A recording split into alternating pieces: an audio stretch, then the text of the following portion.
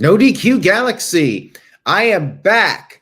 Welcome to the NoDQ.com live recap of Friday Night Smackdown, Draft Night, Part 1. NoDQ.com, Aaron Rift. We are here to talk about SmackDown and the Night 1 results of the draft. Shout out to everybody in the chat room. Darren G sent in a $9.99 super chat. Thank you for that, Darren. He says, welcome back, Aaron. Let's get started with the SmackDown recap. Like and share this recap and spread the word.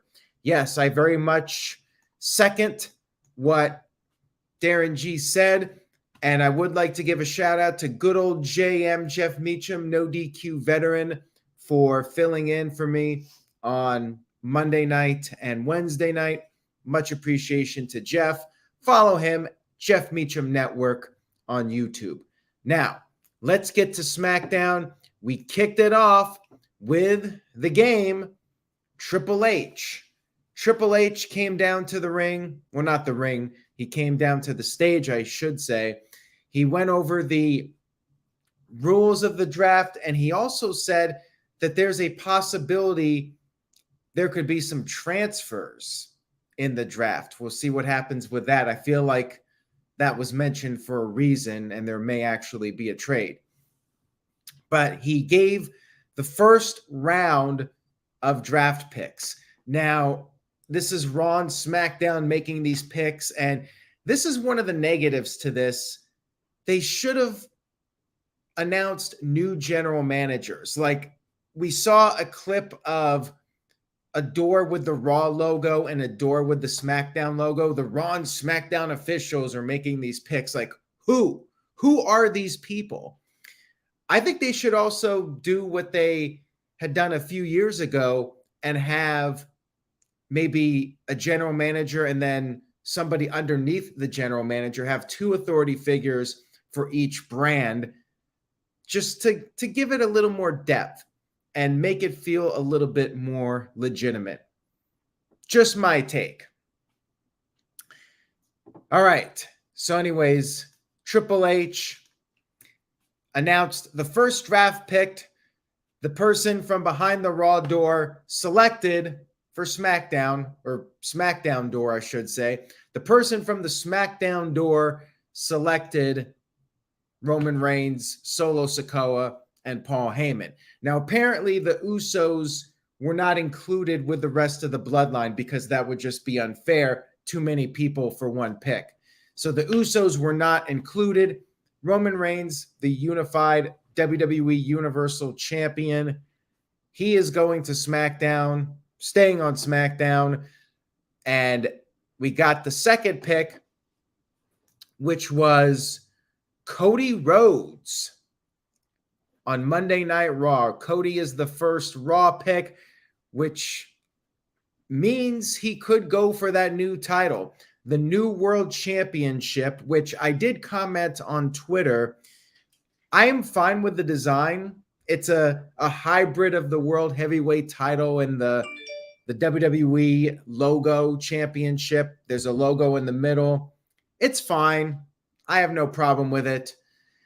But I really feel like it's going to come off like a secondary world championship. Roman Reigns is clearly the man, and I think it's going to be even worse if Cody is the one that wins it. Cody 100% needs to be going for the unified title and going after Roman Reigns. As Virtue said, it's a consolation prize. Cody has to be going for the SmackDown title, but he's on Raw. Not sure how I feel about this unless there is a way to get to Cody versus Roman Reigns. Cody maybe gets to the match at Clash of Champions, which is the new name for the Saudi Arabia show instead of King of the Ring. Maybe Cody Rhodes gets to the final match, maybe against Seth Rollins, a rematch from their feud last year, but loses. Cody has a great match with Seth Rollins or somebody else, and he comes up short. And his only other option, as Walter Cruz put it, wins Money in the Bank and then says, I want Roman Reigns. I want that rematch, and I'm getting it. I'm calling my shot. SummerSlam, I'm getting my championship rematch. That is a way they can get to Cody versus Roman Reigns. So all hope is not lost. And Virtue thinks Brock Lesnar is winning that title. I would laugh my ass off if that happened. I guess it would not be so much. I mean, the one positive of that is, even though it would be secondary if Brock Lesnar is holding it, I think that it would be about as credible as possible for a secondary title if Brock Lesnar is holding it. So I don't think that's the worst idea in the world for Brock to win it. Endeavor representative sent in a $5 super chat. Thank you for that. Says, Endeavor is no longer on the Cody wagon. We feel they should be building to Solo Sikoa versus Roman Reigns at WrestleMania 40, and Solo should win. I've seen people talk about that. Could Solo Sikoa be the guy? Low key, he's Roman Reigns's muscle, basically, kind of like what Batista was for Triple H back in the day. You never know. They've been booking Solo really strong over the past year since he debuted. Actually, not quite a year yet, but it's getting close. Solo Sikoa, he could be the guy. You never know. Third pick was Bianca Belair, who is the Raw Women's Champion, going to SmackDown. Now, I really hope they're not going to do the title swap deal. I could see Rhea Ripley going to Raw because Judgment Day is already on Raw.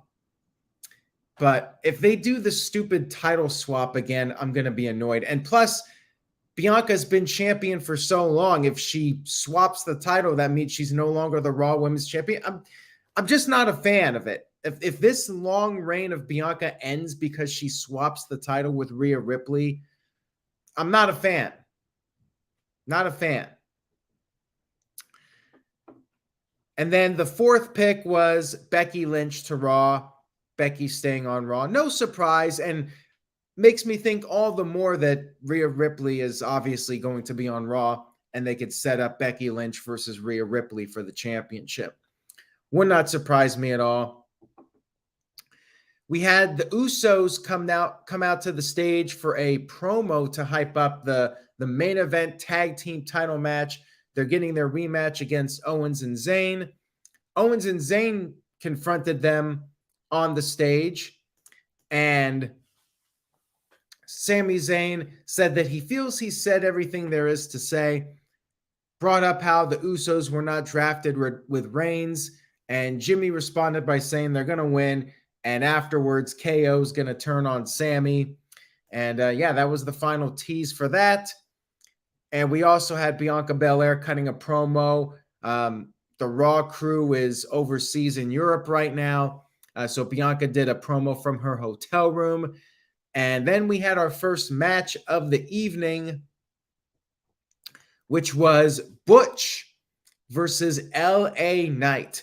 And I have to say this. The show tonight was in Corpus Christi, Texas, which isn't exactly the rowdiest, loudest WWE crowd, but they were good. Now, maybe that's a sign that WWE is on fire. They're doing great business, and the product is that compelling that Corpus Christi is even reacting. Like, they were into LA Knight big time. And this was a good match here, back and forth for a bit. And LA Knight looking really good. He did this superplex, and Butch went way up there for it. Crowd popped huge for that. They started chanting LA Knight. I mean, even Corpus Christi knows a star when they see one. And then LA Knight finished off Butch with the blunt force trauma, dropped him on his head, got the win, 1, 2, 3. I really hope LA Knight gets a monster push. I'm still pulling for it. I'd still like to see him win Money in the Bank, but now I feel like I need Cody to win it so he can get the match with Roman Reigns. Otherwise, I'm not a fan of Cody winning that title, that new Raw title. But LA Knight deserves it. LA Knight should be top tier talent right up there in the upper card. We had the Usos backstage. Paul Heyman was giving them a pep talk. He told them to embrace the bloodline and rise to the occasion. And Walter, I would love to see LA Knight win that new title. I mean, it would be a secondary title, which it's probably going to be no matter what. I don't think he's going to win it, but I want to see LA Knight start to move up the card. We had Rob Van Dam. Great guy. Jeff Meacham and him are tight. Rob Van Dam and Michael Hayes came out for the second round of the draft picks. The first choice in the second round, no surprise here. Street Profits going to SmackDown. They're back in blue, but they have to have the blue solo cups again. Like if they still have the red ones, I'm going to be mad. It just bugs me. They should have the blue solo cups when they're on SmackDown wearing the blue. And these guys seem to be jumping around a lot. They go back and forth every year, but they're back on SmackDown. And the next pick was Imperium to Monday Night Raw, which makes me think that we're getting the switch. Austin Theory will be going to SmackDown now. And I like it. Imperium going to Raw, and Cody could possibly feud with them at some point. Gives Cody an opponent. Cody versus Walter. I like this. I think this is a good pick. Edge has been drafted to SmackDown, which makes sense. And again, I fully expect Judgment Day to stay on Raw. The feud with Edge is over. Edge goes to SmackDown. Makes sense to me. Matt Riddle drafted to Monday Night Raw, which is fine, you know. Matt Riddle on Raw, whatever. Street Profits cut a promo to hype up their move to SmackDown, and then we had a match. The Street Profits versus the LWO versus Ricochet and Braun Strowman. Now, last week, Braun Strowman apparently suffered a concussion, but he was here on this show and he wrestled. He's okay. He got cleared, which is good news for sure, because it was rough last week and it felt like something happened to him during that match. He ended up throwing Ricochet, and Ricochet just crashed it on the mat instead of onto the opponents. And they even played up on that in this match. But this time, Ricochet got it right, or Braun Strowman got it right, I should say. They both got it right. Strowman launched Ricochet over the top onto everybody, the Profits on the outside. And then you had Wild with a dive off the top onto the Street Profits, and Strowman did the Strowman train, but Dawkins caught him with a dive. Ricochet then came over the top with a dive onto Dawkins, got him back in the ring, but Montez Ford managed to tag in, and Montez Ford pinned Ricochet with the frog splash. No surprise here to see the Street Profits win their first match after being drafted. And by the way, the draft officially goes into effect after Backlash. So Backlash is the cutoff, the final show with the current rosters before the new rosters take into effect. We had JBL and Teddy Long for the third round of draft picks. Like JBL, I'm not a fan of the heel authority figures, but maybe JBL could actually be a babyface for once. Like JBL would be a good authority figure as a face. Just period. Just be an authority figure. Don't play favorites or anything. He's just a good talker, so you can make use out of him. Anyways, JBL Teddy Long announced the picks. And Bobby Lashley is going to SmackDown. Very interesting, which is a good thing because he's another guy that Roman Reigns can face. Roman Reigns has a new potential opponent. I don't think we've seen Bobby Lashley versus Roman Reigns during the Bloodline era. Drew McIntyre has been drafted to Raw, which is good. Turn him heel. He can be another guy that Cody feuds with. I like it. Solid pick there. And socially outcasted say JBL could never be a face. Well, he's a legend and he gets a pop when he comes out there. So it's not like people are going to boo the guy if he comes out there, and he could be a badass. He was great when he was part of the Acolytes. Remember, he was a face for several years with Ron Simmons, with the Acolytes. Like, he can be a badass. I think JBL could work as a face, as an authority figure. I mean, yeah, he would probably have to tone down the I'm the rich Texan guy and maybe go back to a little bit of the APA and that sort of thing. But I think he could pull it off. Anyways, next pick was the entire OC. AJ Styles, Carl Anderson, Luke Gallows, and Mia Yim, whatever you want to call her. They are going to SmackDown, which is another good choice. Gives them a new place, fresh scenery for them, something different, change of pace. And AJ Styles, Virtue mentioned this on Twitter. AJ can be another opponent for Roman Reigns going for that unified WWE title in addition to Bobby Lashley. They definitely need some fresh opponents for Reigns, and this gives them some opportunities. Endeavor Representative sent in a $5 super chat. Thank you for that. Says, Endeavor feels that Miz badly needs to go to SmackDown. He really needs a fresh start with a fresh gimmick. He is the most stale guy on the roster. A lot of people would agree with that. The Miz is what he is. He's basically there to do whatever WWE needs him to do. If they need a guy to win Money in the Bank away from Otis and be champion for 24 hours, Miz can do it. If they need the guy to do some comedy with a celebrity, Miz can do it. Miz is he's very trustworthy, very reliable, just like Walter Cruz is to the No DQ team. And Walter Cruz sent in a $5 super chat, so thank you, Walter. Says, the frog splash is as overused as the super kick is.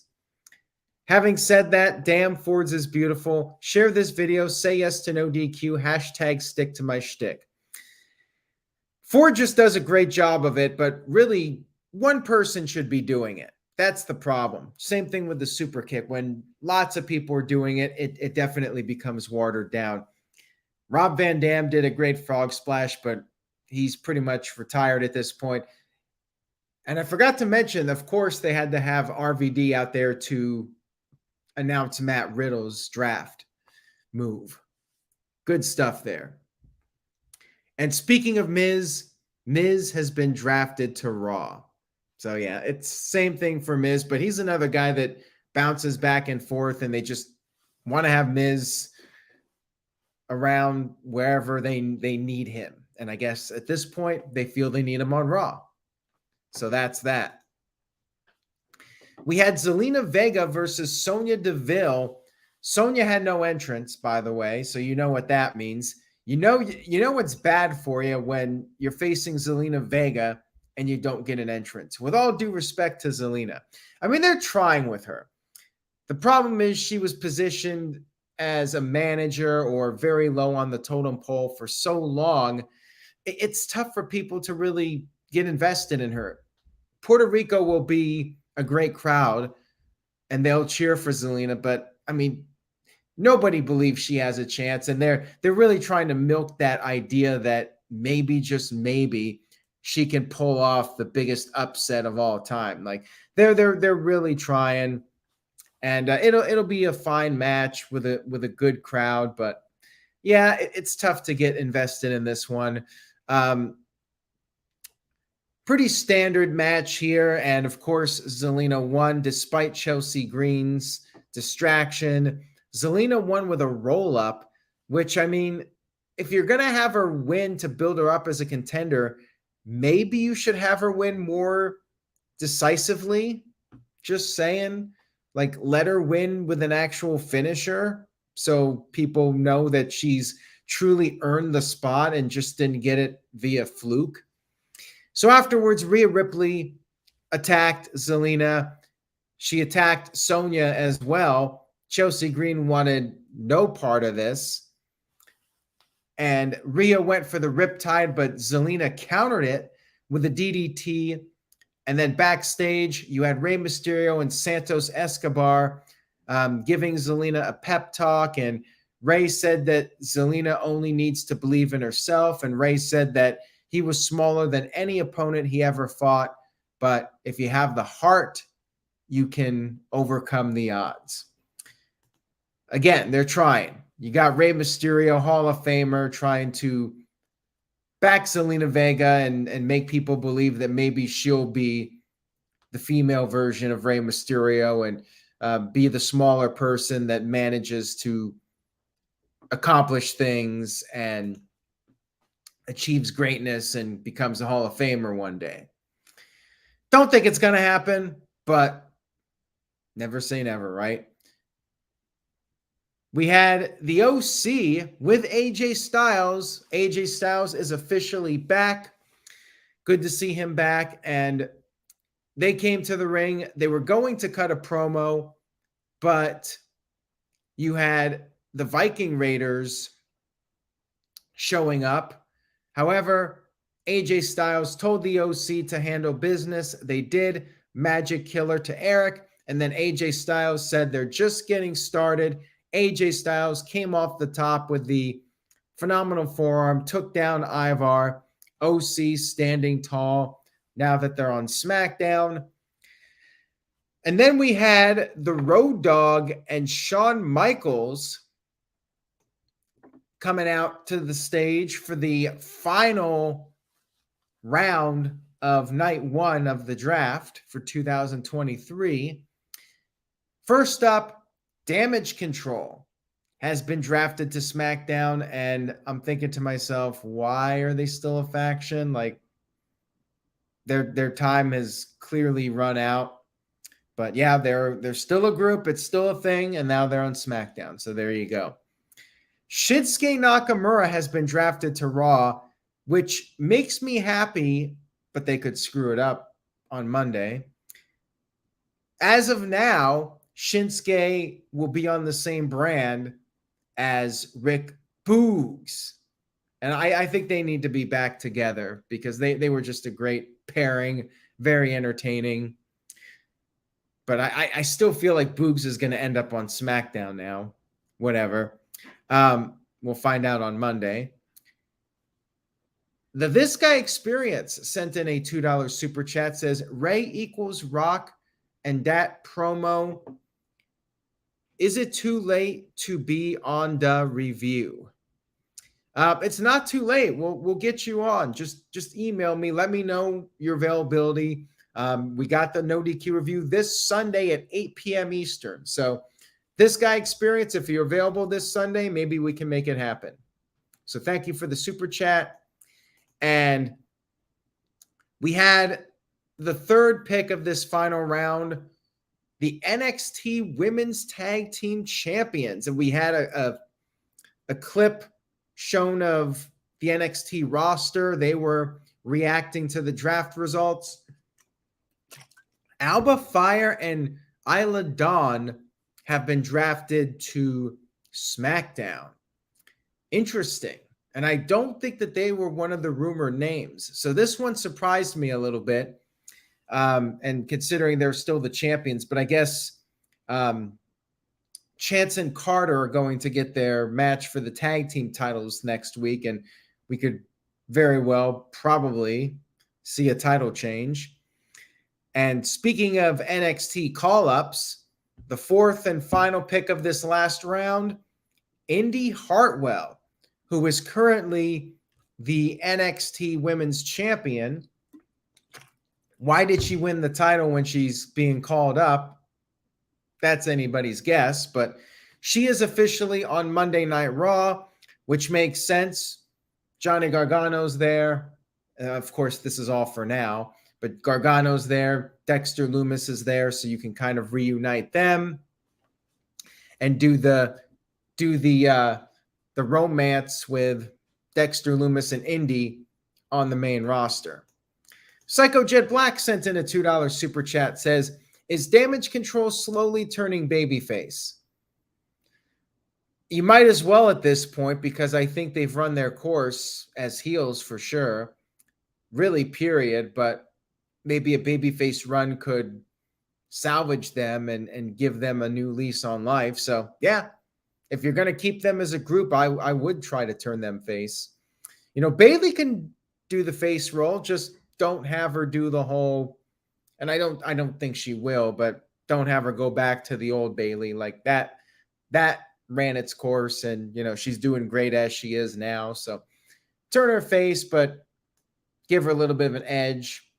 Not Adam Copeland, just make her a little bit different than she was before. I think she could do well, and maybe they could be a successful face act. Definitely a possibility. Shinsuke Nakamura was interviewed, and he was attacked by Karrion Kross, and a match was announced for next week's edition of SmackDown. Then we had the main event. Kevin Owens and Sami Zayn defending the tag team titles against the Usos. Usos went right after Owens and Zayn. They dominated after the commercial break. They targeted the knee of Kevin Owens, and Sami Zayn finally got the tag. Came over the top with a dive to the Usos, got Jay in the ring, hit the Blue Thunder Bomb. 1, 2, 3. Sami Zayn won. No, I'm kidding. Never going to happen. The Blue Thunder Bomb does not get the job done ever, except for the 1 or 2 times that it did. Anyways, match did continue. Another commercial break. So they gave the main event some time here. And Owens and Zayn started to make their comeback. Owens came off the top with the Fisherman Buster to Jimmy, I should say. But he was hurting. KO was still hurting because they targeted the knee. He hit the Swanton Bomb, but Jimmy kicked out. And then we saw Paul Heyman backstage. And Paul Heyman had spoken to Roman Reigns. And apparently Reigns said it's Solo Sikoa's night. So Solo Sikoa was sent away, presumably to the ring. And sure enough, he did show up. However, Matt Riddle attacked Solo and fought him to the backstage area. So it was back to 2-on-2. And Sami Zayn got taken out with some super kicks. Usos were double teaming Kevin Owens. It looked like we were going to have the titles change again. But Owens kept fighting, and Sami Zayn was able to pull Jay out of the ring. KO hit the stunner to Jimmy, and then Sami Zayn tagged in, hit the haluva kick, and got the 1-2-3 victory. So still your tag team champions, KO and Sami Zayn. Thankfully, we did not get a title change right away.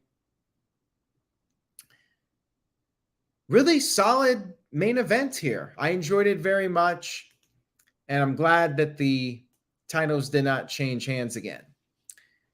Walter Cruz sent in a $2 super chat. Thank you for that, Walter. Says, Sami Zayn doesn't go to Saudi. I'm shocked they retained. Well, maybe there's no tag team title match. The whole point of calling it Night of Champions is because they're crowning the new WWE World Champion. So they don't necessarily need to make it a themed pay-per-view where every title is on the line. And maybe KO and Zayn defend on SmackDown the night before. There you go. So that they don't have to travel to Saudi Arabia. So yeah, main event was good. Draft picks, nothing too earth-shattering. I do have a few questions and concerns, but overall it was pretty solid. You got some fresh opponents potentially for Roman Reigns, some fresh feuds for Cody Rhodes. And, ultimately that's what it's all about is giving us some fresh matches. So I feel like so far so good, and we'll see what happens. I mean, a lot of this could be messed up and ruined on Raw. Like you got Shin and Rick Boogs on the same brand, but they could get split again. And hopefully they don't do the title swap. But what are they going to do with the titles? It's all silly. But anyways, good stuff overall. Psycho Jet Black sent in a $2 super chat. Says, "Are the Usos going to form the Bloodline Wolf Pack?" Well, we'll see. We could see some kind of civil war. And keep in mind, there's other people out there that could potentially join the Bloodline. But Naomi's not going to be one of them. She debuted with Impact Wrestling tonight, by the way. And she will be getting into the title picture, it looks like. So head over to NoDQ.com. There's a couple video clips you can see of that. All in all, I give SmackDown a solid B. Good show. And I am curious to see what happens on Raw. And it was very solid. That's it. I'm back. We're back to business here. Thank you all again for your continued support of NoDQ.com. And I'll be posting pictures from this past week. I was in Sedona, Arizona, Grand Canyon, Albuquerque to visit the Breaking Bad and Better Call Saul locations, and Phoenix. I was all over the Southwest this week. So follow me at Aaron Rift, Facebook, and Twitter and Instagram at Aaron Rift. I'll be posting pictures over the next several weeks. Appreciate everybody continuing to follow the site. And again, thank you to Jeff Meacham for filling in. And big thanks to Mr. Tito for posting some news, helping me out. I was still busy on No DQ. I had my laptop out at the Grand Canyon. I'll have to post a picture of that too. So I was staying busy. So even on vacation, never a day off. I'm always busy. So that's it for tonight. Thank you all very much for tuning in. Subscribe, tell a friend. This Sunday, the No DQ review is back on Sunday night, our normal time slot of 8 p.m. Eastern, 5 p.m. Pacific. This Guy Experience, email me if you want to be on Sunday night. I'll see if I can make it happen. So take care, everybody. And Walter, I did not see the complete shows. I watched the YouTube clips for Raw and Dynamite. So I cannot give those shows letter grades. Dynamite was good from what I saw. And I liked the angle with them stabbing Takeshita with the fork or whatever it was. And Raw was fine from what I saw in Chicago, hot crowd. So that was helpful. You had the Triple H announcement, Bad Bunny. I mean, that was very much expected that he would be doing something as far as a match goes. And they set that up with Damian Priest. So both shows seem solid from what I saw. Again, take care, everybody. Oh, it was a screwdriver, not a fork. See, again, I'm watching a YouTube clip on a plane. And, I end up forgetting what it was. Shout out to Robbie Weiss. Hopefully we get him back on the No DQ review. And yes, This Guy Experience, it did feel better watching the clips. It's a lot easier to watch. You get through it quicker, and you basically get the gist of what's happening. Take care, everybody. I'm out. Have a great night. And remember, say yes to NoDQ.com, and I will see you all next time.